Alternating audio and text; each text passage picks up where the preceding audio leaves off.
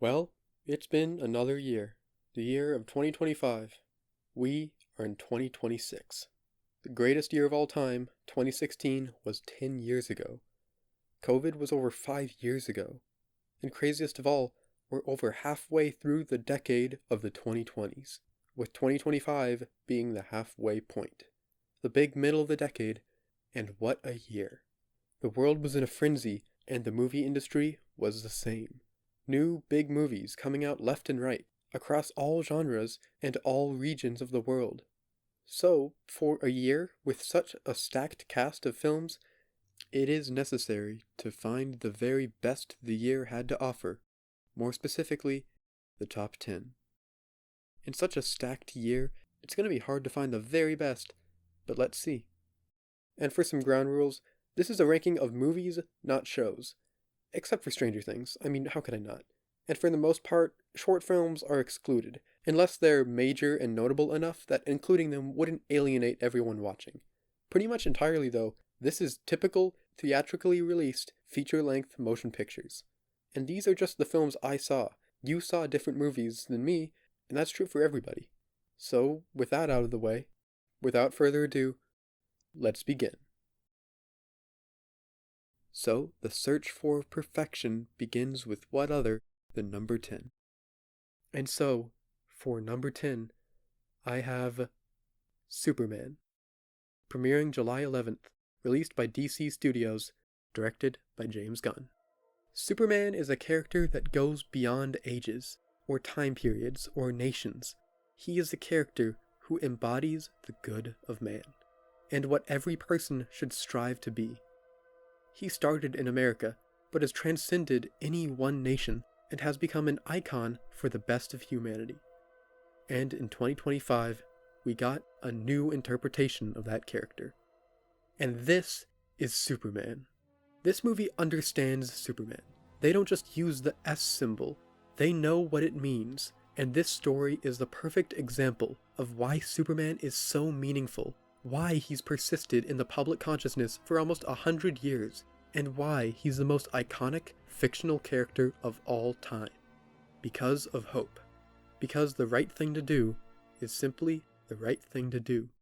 A massive subplot of the film is Boravia and Jarhanpur, fictional nations, and how Boravia is invading Jarhanpur, to which Superman steps in, not as a representative of the US or China or another powerful nation, but as himself, as a man who wants to do good. All the political shit is pushed aside, because all that matters is the lives of the people within it. People have called this movie pro-immigrant, when I would say this movie is just pro-human. There is the speech that Superman gives at the end of the movie, saying how even though he's an alien, he's just as human as anyone else on the planet. He wakes up every day, tries to do his best, lives, loves, and always works to do good in the world. And that can apply to immigrants. And also, again, speaks to the truth of Superman as a character and who he is. An alien, being from a dead world, is one of the best human men on Earth, and has the power to do true good. And then, of course, there's Lex Luthor. Holy shit, he earns the right to be a villain. He is a piece of shit, and yet, he's not completely one-dimensional. He has reasons for doing each and everything he does do. Maybe not moral reasons, but a real motivation nonetheless. Now I do have one or two negatives overall. First of all, I can really see how for some people, this can be too different. And even if the changes made and new things added are made for the same goal as the best Superman stories, the unique and pretty weird elements may scare off some casual viewers. And that's kind of my only gripe with the film as a whole, is throwing in so many different ideas and crazy shit. And yeah, in ways it does subtract from the simpleness of Superman. But where the movie is grounded, however, is with humanity. That's what this movie excels at. It is to tell a story that just amplifies what makes Superman such a powerful symbol, while telling a new story with new characters and crazy ideas and so many real-world parallels. It's just really powerful. It's really special when a movie, especially a Marvel or DC movie, can make you reflect on the world, which is exactly what this movie does. And this movie gives a great example of what superhero movies should strive to be. Next, continuing on. In ninth place, for this spot, I've picked another superhero movie, this one being slightly better than Superman, and that movie is Thunderbolts. Premiering May 2nd, released by Marvel Studios, directed by Jake Schreier. Holy shit, this is one great movie. Nothing in this movie is unremarkable.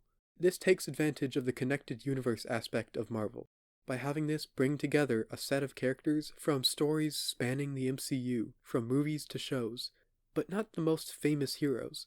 Instead, the imperfect characters, the villains, the side characters, the anti-heroes, the arguably most interesting characters from Marvel are brought together as a team, and in their team-up, the villain and the story, the film says something about the nature of being a hero, mental health, and going past trauma and into a new day of doing the right thing. I've liked most of the Marvel movies coming out in recent years, but they haven't been conventionally great movies. They've been passable. Just fine.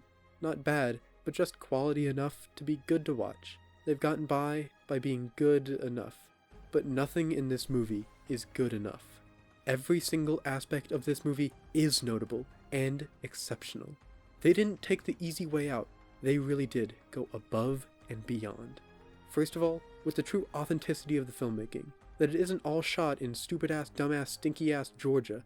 Part of it is, sure, but they also filmed in actual deserts in Utah, which is like most of the movie. And they actually had Florence Pugh jump off the actual second tallest building in the world. They actually flipped over actual vehicles in the desert. All of it works so well in making the film so much better, in many different ways. On another point, the emotional scenes aren't undermined with a joke at the end. The moment is allowed to end and let emotion sink in, and later elevating it with a small bit of not really jokes, but more charming interactions with characters. And that's something I really want to talk about, because definitely the best part of the movie is the story and characters. That's where the cinematic universe aspect works in the movie's favor, because we get to see and explore each of these characters in depth.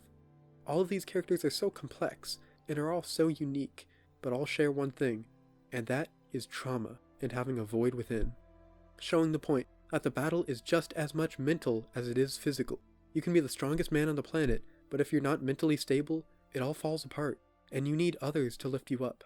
Moving on to that part, the cast of characters, Yelena, John Walker, Red Guardian, Ghost, Bob, not Taskmaster, all work great together as a team. Their stories and personalities make great chemistry. The interactions between the characters are just great. This ensemble of very different people somehow end up being great characters to work for one another. They each have personalities so different, their stories and lives are so different, and yet so similar in so many ways. All of them are all feeling alone now more than ever, and each member has something another one can relate to. This movie has a true purpose, meaning, a message, actual creativity, authenticity, and heart. It's what a movie should be. I hope Marvel realizes that blockbusters can be great pieces of art just as much as they are popcorn movies, because this movie is truly great. Moving further into the top 10, in 8th place, I have one of the most creative and original films of the year. It's going to be the horror movie Weapons, premiering August 8th, released by Warner Bros. Pictures, directed by Zach Cregger. What an excellent movie. This is one of the best movies of the year, and easily one of the best horror movies. It is great in nearly every way you could hope this movie would be. The mystery was what hooked most people in, of an entire class worth of kids waking up at 2:17 a.m., getting up, and running into the darkness to never be seen again. And the mystery is the core of the story, and is so captivating. It just unfolds into this scary thrill ride, told and explored in such a unique way. This is just a fucking good movie. And it's just so damn well made. One of the best parts of the movie was the directing on the part of Zach Cregger. The movie is just directed so well, and so unique, like with the cinematography, the use of Dutch angles in tense scenes, the close-ups and super scary moments, the seamless movement of the camera throughout. And I love the night scenes, because they used the darkness and the contrast to make some really nice looking shots. Another standout of his directing is the whole way the movie is structured, with the movie being told in parts.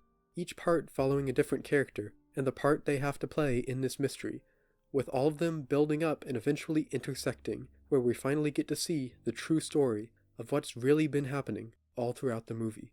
And the answer to this whole mystery is interesting, to say the least. The horror is fantastic, simple as that, and it does so by being less in-your-face horrific. While there certainly are scenes of that, they prioritize being unnerving, disturbing, and shocking.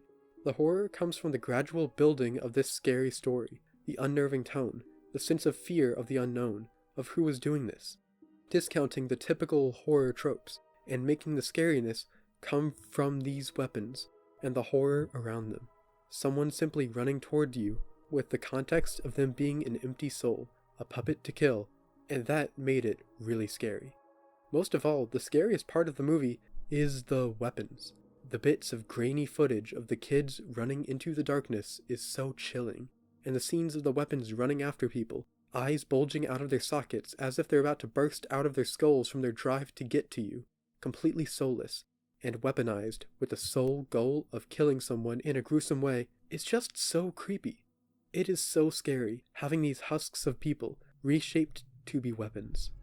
The film just nails the rhythm of the different aspects of filmmaking, working together to craft a movie that not only looks amazing, but sounds amazing, has amazing acting, and a story that, while it can be a bit weird at points, is so captivating and interesting, with horror that is actually scary and has room for deeper meaning.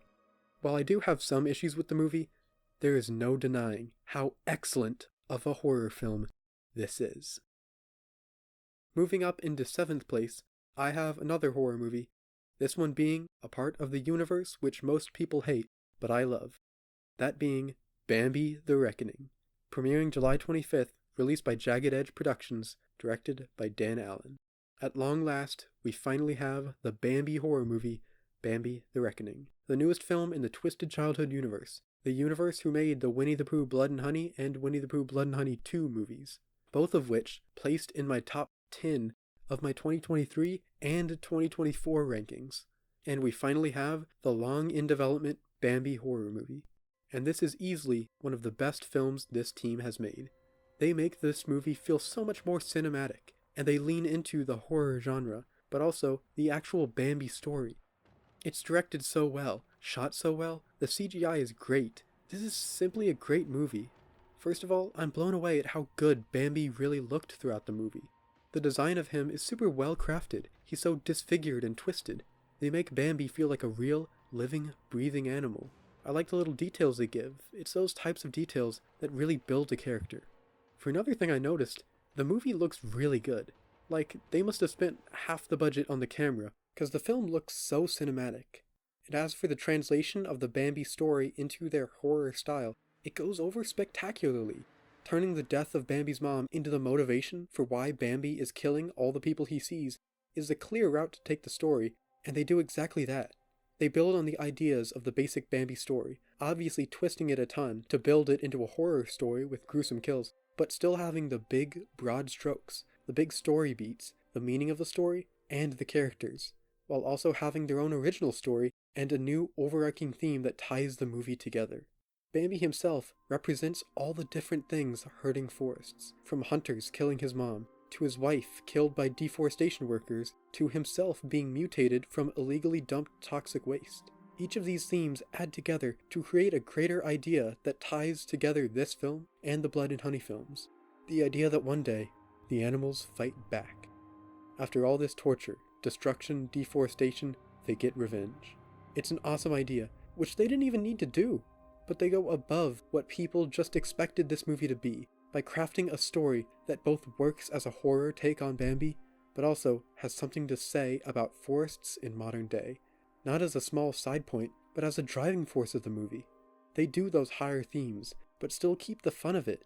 I love this movie, and I love the people that make these kinds of movies because they truly care about these stories, about making fun, about making good scares, about making cool themes, and they truly care about just simply making a good movie. Next, in 6th place, almost at the big top 5, is The Life of Chuck, based on a Stephen King book, but is anything but a horror movie. premiering June 13th, released by Film Nation Entertainment, directed by Mike Flanagan. What a perplexing, yet truly excellent film. This is both a simple slice of life and a look into life itself, all at the same time. I can't remember the last time I cried seeing a movie in the theater, but this really did it. The first part of the movie is showing the end of the world, from a down-to-earth perspective of a separated couple coming to terms with it, and the other 2/3 of the movie are the life of a man named Chuck, from beginning to end, told out of order. This man, Chuck, loses everything.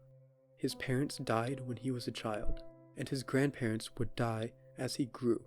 There is so much sadness, so much pain, so much tragedy that these people go through, and yet the natural, pure joy and kindness and passion and creativity and magic of being alive and being human come out and persevere through it all. Chuck lost everyone. He suffered so much, but he was still Chuck and stayed kind and creative to all. This movie is just so liberating and joyful. Not to get too hyperbolic, but it's a reminder as to what living is all about. There is so much sadness, and yet it all ends with joy. Through the countless tragedies, through all of it, there's happiness. The joy in the teacher's eyes seeing that someone else cared about poetry. The grandma dancing with Chuck while she cooked. Especially right now, the world needs such a life-affirming movie like this. And the speeches they give on philosophy, on math, all give a beautiful way to look at the world. The acting is truly stellar. Every actor in the movie goes above and beyond to bring these characters' emotion and humanity to life. And they all give some of the best performances of each and every one of their careers. This is Tom Hiddleston's best movie by far. For as little as Matthew Lillard was in it, when he was truly amazing. Chiwetel Ejiofor was fantastic, and so was Karen Gillan. These characters are all so true to who people are, and are full of deep emotion and character. The best character is the grandpa, nicknamed Zaddy, played by Mark Hamill. This may just be the best performance of Mark Hamill's career. That his character, through him going through so much grief, he still has so much love and wisdom to give. This is such an emotionally powerful movie, and has so much heart in it. This exemplifies how Stephen King isn't just the horror guy, he's a truly great writer, with this movie being an even better adaptation, and a movie that is truly profound.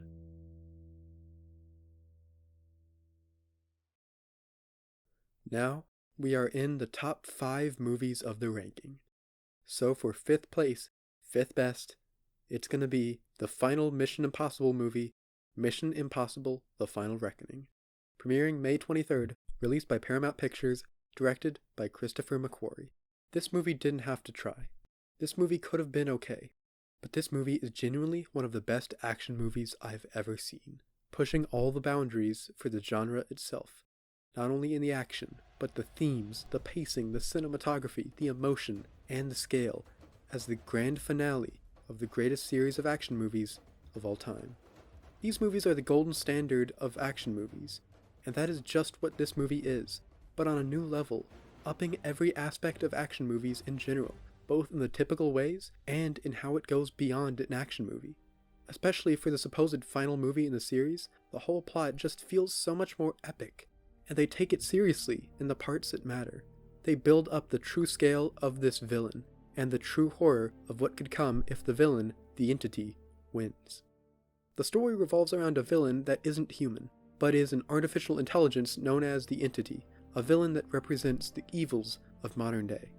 In a modern political climate like today's, where the world is at the brink, when wars are being waged, when countries are looking at each other, ready to attack, when technology, mainly artificial intelligence, is gaining power and becoming a threat, something to fear, all of these things happening at once. There's something great about a dude coming along and skipping past all the debates and systems and discussions and just fixing the fucking problem. The entity is truly powerful, like real technology, The entity itself is a metaphor for all the worries, all the dangers, all the fear, all the evil of technology itself. And similar to real life, the world doesn't wish to kill it, to instead utilize it, to control it, as a weapon. Because it cannot be defeated, the best option is to control this evil being. And then Ethan comes along and says fuck off to all that. All those deep reasonings, all those political and philosophical debates, he just says, nah, I'm gonna kill it. Throwing aside all the things clouding up what should be done and getting right to what is simply the right thing to do. It shows what people should be, to not get caught up in the systems we created, to go back to the basic idea of what is right. The movie takes itself more seriously than pretty much any other film in the series at all. There's a real grounded feel in a lot of the movie. The nuclear threat is emphasized. There's a scene showing what could have happened, and it's really chilling to watch, and shows the impact of this. At points, the film even reminds me of a few scenes from Oppenheimer, as in how they show the horrors of war and the nuclear threat. And while some may not like the slightly more serious approach, I think it only works to make the film so much better in serving as something more than a Mission Impossible movie. The scale of the film is so large, the long runtime does the film a lot of good in building up the entity as a true worldwide threat. And like the previous films, but to a further extreme, the philosophical ideas are present.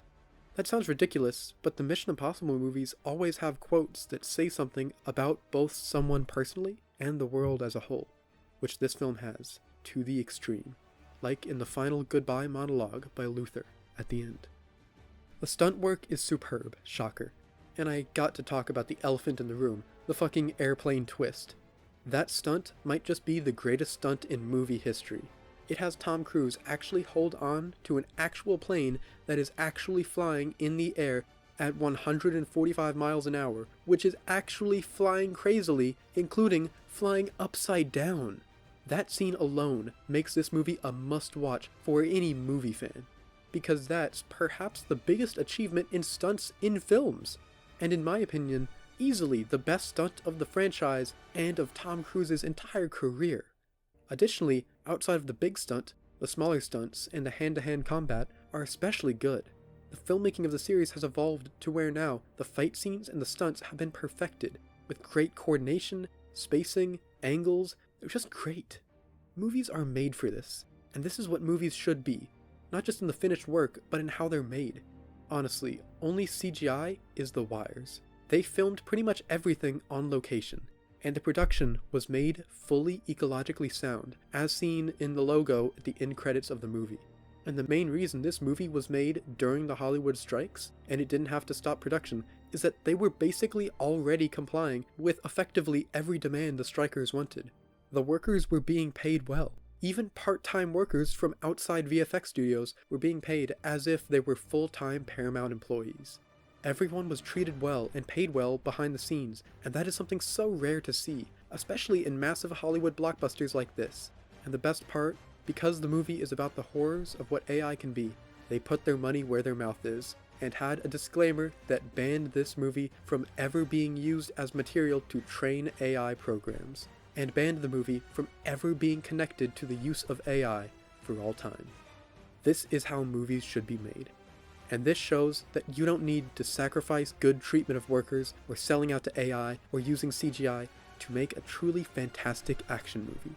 That is both a fun action movie and a movie that speaks on the biggest problems in the world. It gives a truly simple answer: to shut the fuck up and save the world. But the absolute gall to announce a stunt category in the Oscars right after the last Mission Impossible movie came out. That is wild. And continuing, almost at the top 3, in 4th place, it's going to be The Black Phone 2, the sequel to the horror movie The Black Phone, premiering October 17th, released by Blumhouse, directed by Scott Derrickson. I was hesitant about a sequel to The Black Phone. For the first film, the plot was great. A serial killer who kidnaps a kid, and in the basement he's kept in, there's a black phone that lets you talk to the ghosts of the previous children killed by him, and those ghosts help the kid escape. It's so perfect. Written, shot, edited, and acted so well. The first movie was such an amazing standalone film, and ended on such a great note, so this sequel would really need to prove itself to me. And this not only does, but it may be better than the first. This is a fantastic movie. The plot builds on the first film, but in a new direction with a new style.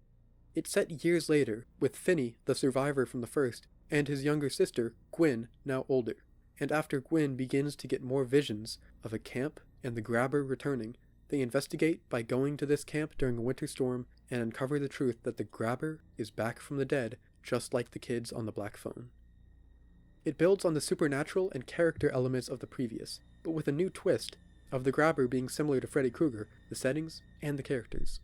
Unlike other sequels, instead of reducing the characters, they're fleshed out even more, in a very emotionally mature way. The acting is genuinely some of the best teen acting I've ever seen. Both Mason Thames as Finney and Madeline McGraw as Gwyn, the clairvoyant, give some of the best teen performances of recent memory. Mason Thames gives so many shades of trauma and depth in every look he gives. He's matured and has been shaped by what happened in the first movie, and gives a performance that shows it. Madeline McGraw is absolutely stellar. She was amazing in the first film, but here she's even better. The emotions she can express are so powerful. From fear, to hatred, to sadness, to melancholy, are so real. It's the way they were portraying these characters and the things they've gone through. They're so genuine and realistic, and have evolved as people. The events of the previous film aren't ignored, but are instead the focus. Finney doesn't just become the perfect survivor, he's dealing with trauma. And the dad being abusive in the last movie isn't ignored either. He may have changed a lot for the better, but that doesn't erase what he did. And how that really affected Gwyn is still in full view. And Gwyn isn't a perfect clairvoyant. She's worried about losing her mind because of this ability she feels as if it was a curse. Ashamed of it. The characters are so evolved and they grow, like in the element of Finney being able to hear ringing on other abandoned phones. And there's so many great elements on what comes after death, and what it looks like to be in a different plane of existence. The ghosts can communicate by using their spiritual energy to affect electromagnetic waves to make phone calls, of the phone picking up the reception of their spiritual energy from another plane, which is how they can communicate. And there's elements of how powerful emotions like fear transcend planes of living, and the emotions of the living can keep the souls of some alive, like with the grabber living on through the eternal mysteries he caused, gaining power from fear. And now for the grabber. He's even more evil now, because he was already evil, and after he died, the most human parts of him went away, and all that was left was his sins. Which, for the grabber, he's set on sins. The grabber is just so fucking cool as shit. He has top tier character design. The grabber's look was already great, but it was perfected with the frozen over icy style of the mask, and underneath, his mangled, bloody, hellish, disfigured face is real freaky. But the best part of this movie is, they fucking play the song Subways of Your Mind in the movie. That is so fucking awesome. That song, for those who don't know, was known as the most mysterious song on the internet for years, and it was the most famous piece of lost media. The internet had the whole song, but nobody knew who made it, where it was from, what year it was made, nothing. Just the song itself. And in 2024, after decades of internet searches, the song's origins were finally found, with it being made by a band called FEX. And here in the movie, at one point where Finney is watching TV, a commercial pops up. A commercial for the song. And it talks about the brand new hit song from FEX, Subways of Your Mind.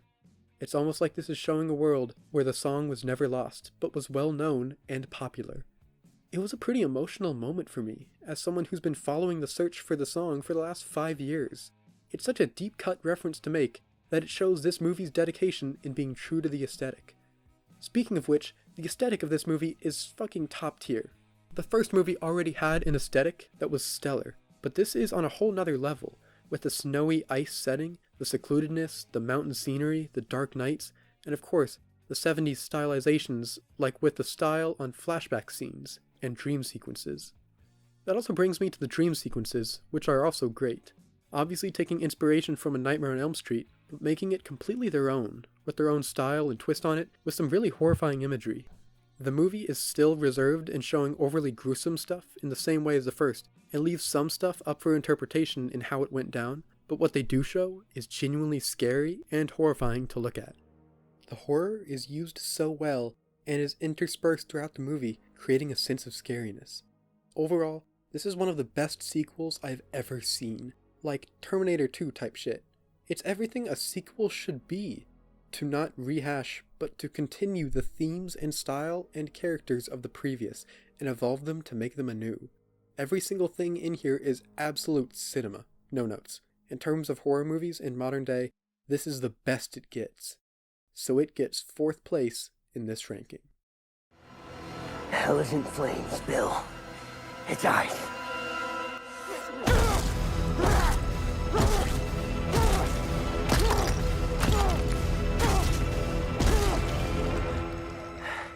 You don't scare me. And now, we've made it to the best 3 movies of 2025. And technically, this isn't a movie, which may give it away. The bronze in my big ranking goes to the series finale of Stranger Things 5, The Right Side Up. Premiering December 31st on Netflix, released by Netflix, directed by the Duffer Brothers. Whether it's personal bias or not, there's no way this could go any lower.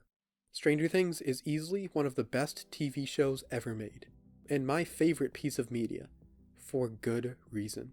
The show takes inspiration from so much other media. The plot takes bits and pieces from classic 80s stories. Same with the shots. The music is built on the styles of the 80s, and the pacing and writing are made with the best techniques of modern cinema. But all these things are transformed and reinvented. They aren't rehashing, they're reviving and reinterpreting the best art of the 80s and now, and turning it into a tribute to 2 different eras of culture, while also standing on its own as original, with new ideas, new characters, new styles, and an identity that can be appreciated and loved without need for knowledge of any other works. No praise for Stranger Things is enough. Its cultural impact cannot be overstated, and is well deserved. It matters so much to me and countless other people, and an entire generation of kids literally grew up with the show.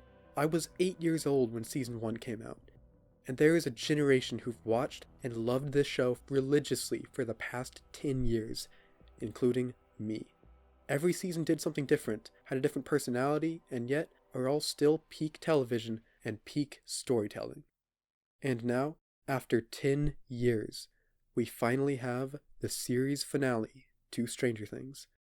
The end. The final adventure. And, for the most part, they stick the landing. Season 5 was a rocky season, to say the least. As Season 5 had progressed, there had been noticeably some lackluster episodes, with massive valid criticisms of the weird acting, the lack of focus on important characters, the cheap-looking visuals, and the previous episode to this, Episode 7, the second to last episode of the whole show, not being that good, and having some really bad moments. So going into this, the big final episode to the best TV show of all time, I was nervous. Just hoping they would get it right, because they had to. And they do everything I wanted for the finale. For one, the Mind Flayer. I needed them to bring back the Mind Flayer.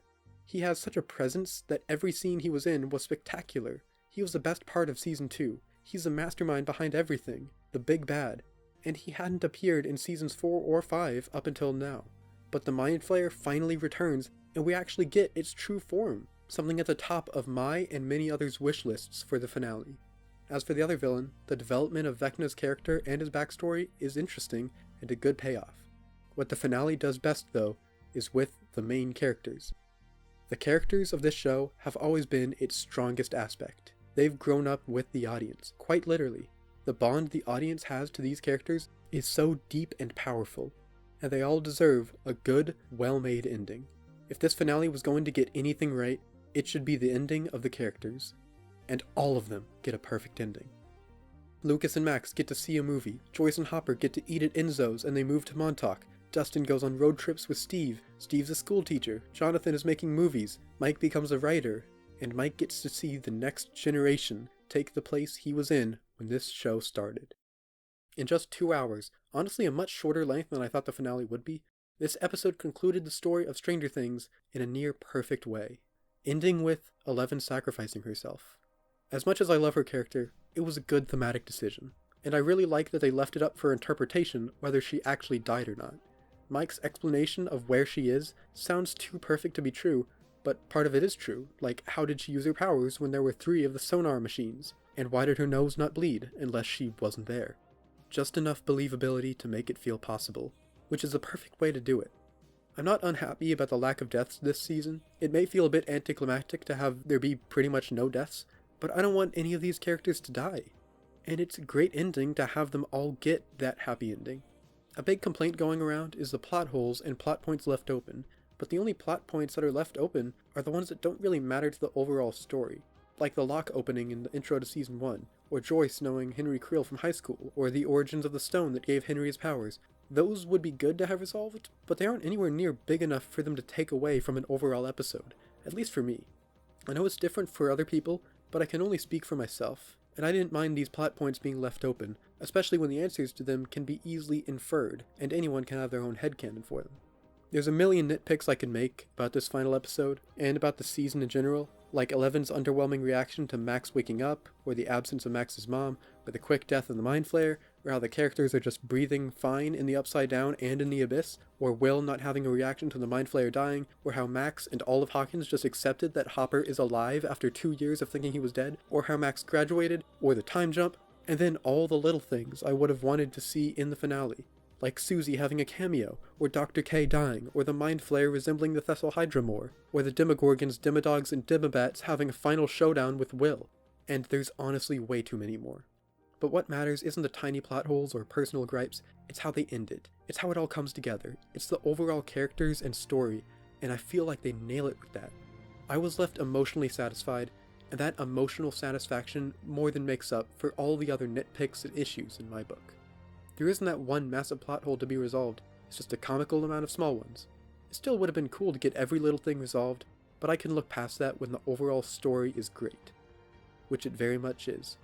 Despite all the nitpicks, the lack of deaths, the open plot points, the at times confusing narrative, the rushed runtimes, the mixed bag that is this overall season, I still ended up absolutely loving this final episode. The finale could have been way better. It could have been number 1 on this ranking. But the bad parts of Season 5 pale in comparison to how this finale puts a fitting end to these characters, to the world, to the story, and closes the saga of Stranger Things. And now we are at the runner-up, the second best movie of the year. And it's the movie with the most Oscar nominations of any movie ever, Sinners. Premiering April 18th, released by Warner Bros. Pictures, directed by Ryan Coogler. Sometimes a movie comes along that is not just good or great, but transcendent.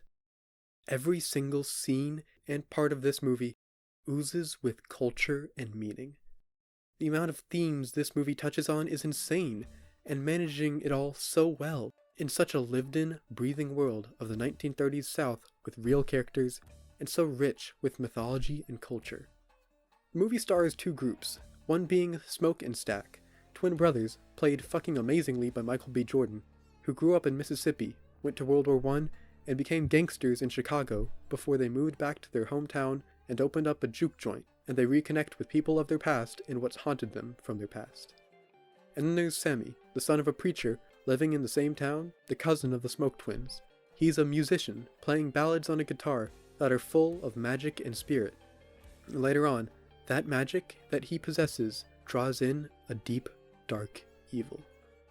The movie is evenly focused on the twins and Sammy, and both of them, as well as the characters, all speak to different cultures, different backgrounds, different outlooks on life, which play out across the film. The film feels so cinematic. Something being cinematic doesn't mean having a massive scale, it means being real, feeling like a living, breathing world. Which this does. The vast landscape shots are so beautiful, and the way this uses IMAX is amazing. Some scenes are shot in a usual aspect ratio, then moving into a massive, wide IMAX shot, full 70mm. The movie is beautiful, especially in that scene, when Sammy performs a song at the juke joint. That scene is transcendent. It was set up how music pierces the veil between realms, between life and death, and between time itself. And here, we see that very thing. As the song continues, the rhythm grows, the voice gets more powerful, the barrier between realms goes away, 70s guitar players, African dancers, rap DJs, 80s hip-hop artists, Chinese dancers seep together across space and time to join in a moment of musical bliss. The music shifting through styles and tones and instruments and genres, displaying visually what the movie is saying about the magic of music. Across cultures, across eras, and weaving through them, showing the power of art to transcend time itself. That scene could have gone so badly. It could have seemed full of itself or forced, but it's done just right and fully executes the vision of being an ethereal trip through space and time through music. All in one continuous shot. That is shit that only movies can do. That scene alone makes this movie amazing, but it's just one out of many that are expertly crafted. It's not just the music, but the music does lift it up, something true with the overall soundtrack. The music takes inspiration from the music themes of the era, Southern blues, jazz, gospel, and reworks them to give an ethereal sound that melts into the movie itself, acting less of a backing track, but instead feeling like noise inseparable from the story itself, no different from the spoken dialogue. The film acts as a melting pot, just like the nation this movie dissects. Southern black culture, Irish culture, vampires, indigenous culture, Chinese culture, music culture across time, blended into a fusion of culture, held together by a stellar cast. Everyone is simply phenomenal, from the smallest background actor to the main stars. And we spend so much time with them. The first hour of the movie is just about them. A vampire doesn't even appear on screen until an hour in.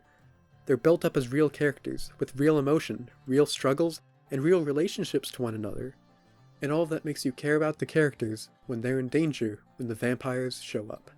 In all the promotion of the movie for award season as a high art movie, they only show the first half of the movie, where there aren't any vampires, because so many critics only see value in the first hour of being a super ultra realistic story. But the other half of the movie, with the vampires and the horror, can't be removed from the movie without removing what the movie is. The vampire element is integral to what the film is saying. Rimmick, the lead vampire, is Irish, who experienced colonization in his home 1,000 years prior. And now, 1,000 years later, what he went through, prejudice and colonization, are still happening. There's so many parallels between the vampires and the real-life evils of human beings. There's one scene of Smoke talking to Annie, where she says how evil comes from demons and supernatural entities beyond humans. But Stack and Smoke were gangsters in Chicago. They saw all kinds of deaths, massacring, destruction, evils they didn't know were possible, and they didn't come from demons or ghosts or vampires. They came from people, human beings, and they did it not because they were possessed, but for power, and money gets power. Evil doesn't come from spirits, it comes from the people living. But the truth is, it comes from both, and they both amplify the other. Rimmick, the KKK, and the church want the same thing from the guitar boy, Sammy. They want to take his skill, his magic, his individuality, and his culture away from him. The vampires could be a typical metaphor for other cultures being consumed and sanitized by America and blended together into a melting pot, removing individuality, but it's more complex than that. The head vampire is an Irish person who had lost his own culture to invaders, and he's trying to show that culture to others and rebuild it.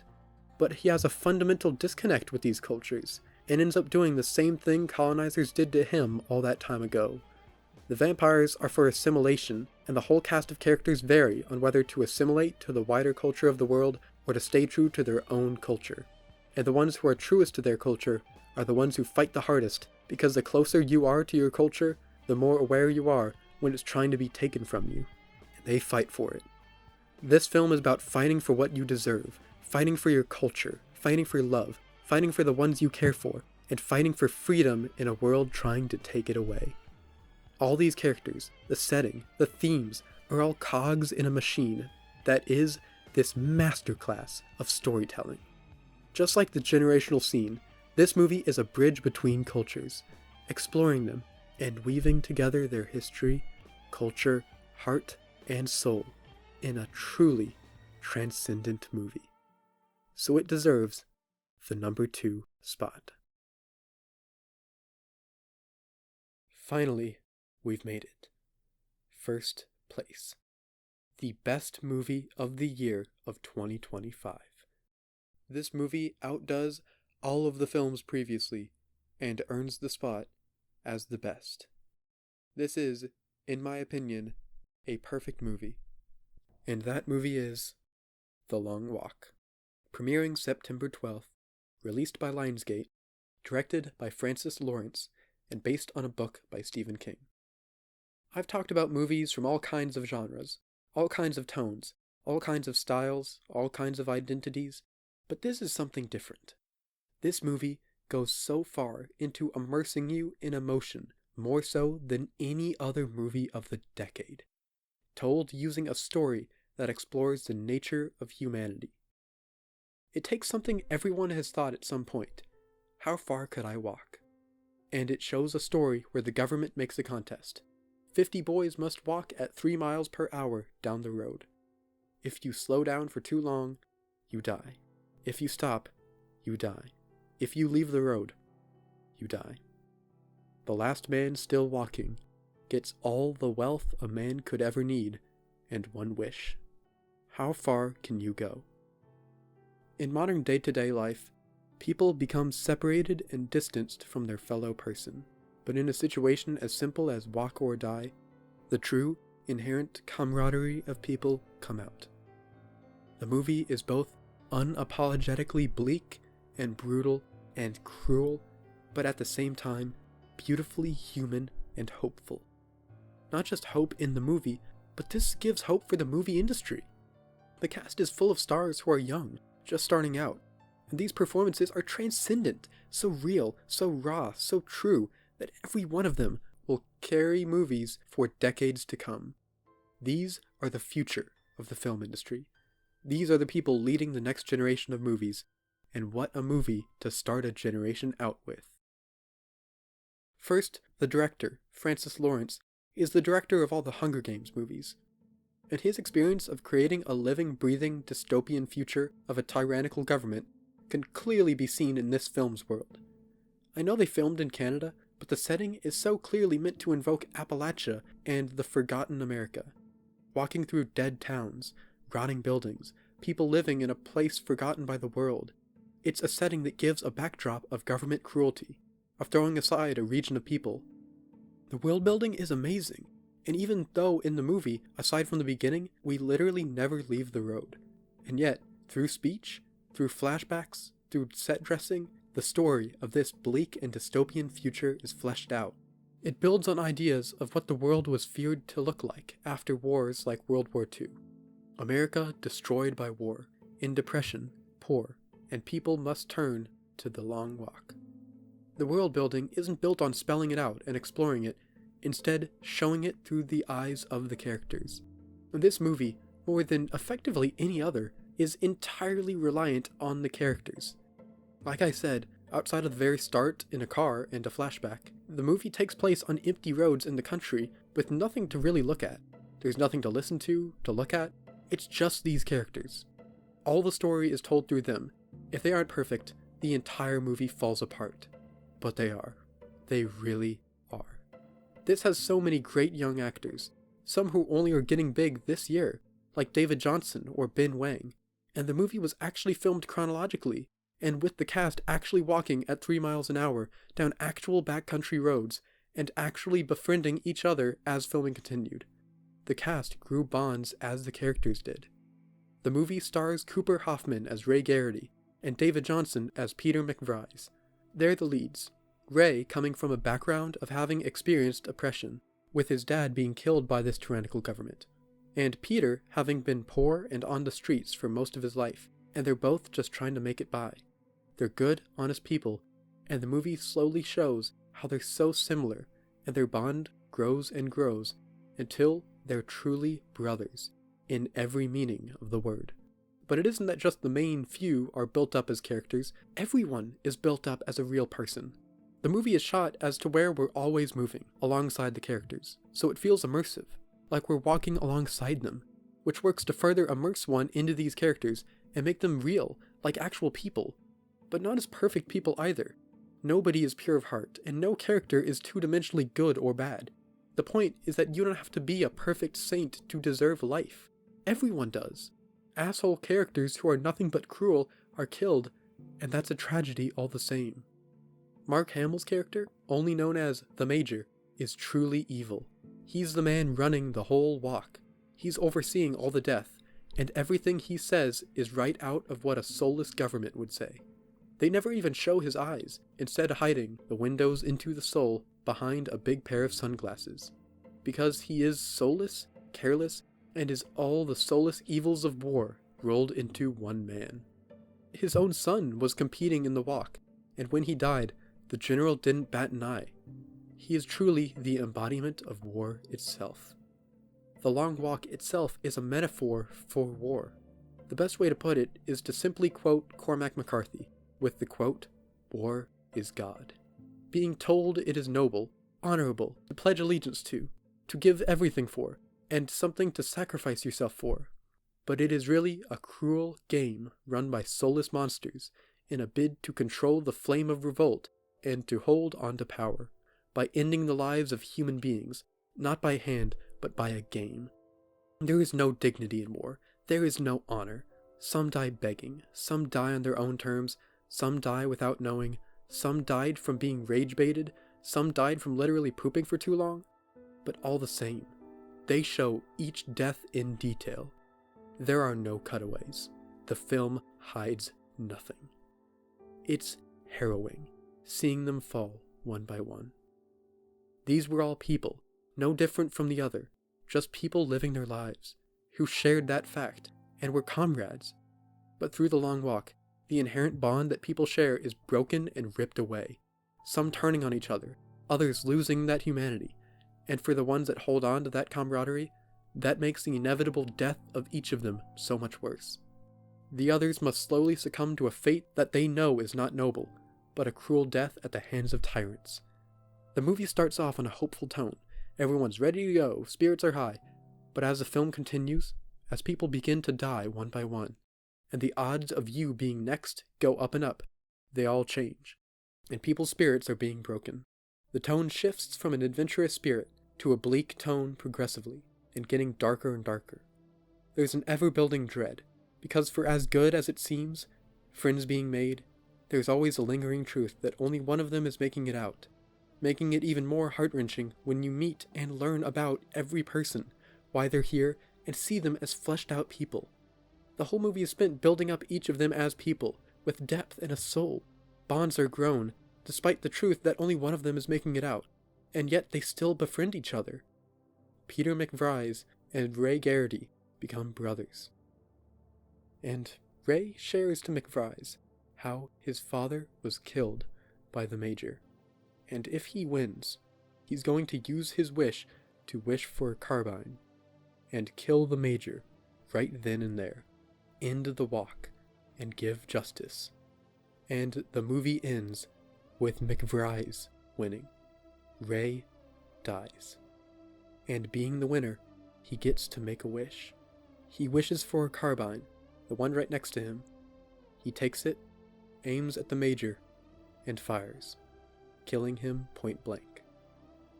Earlier in the movie, we learned McVrise never had a real home, a real family, always had to scavenge to put food on the table.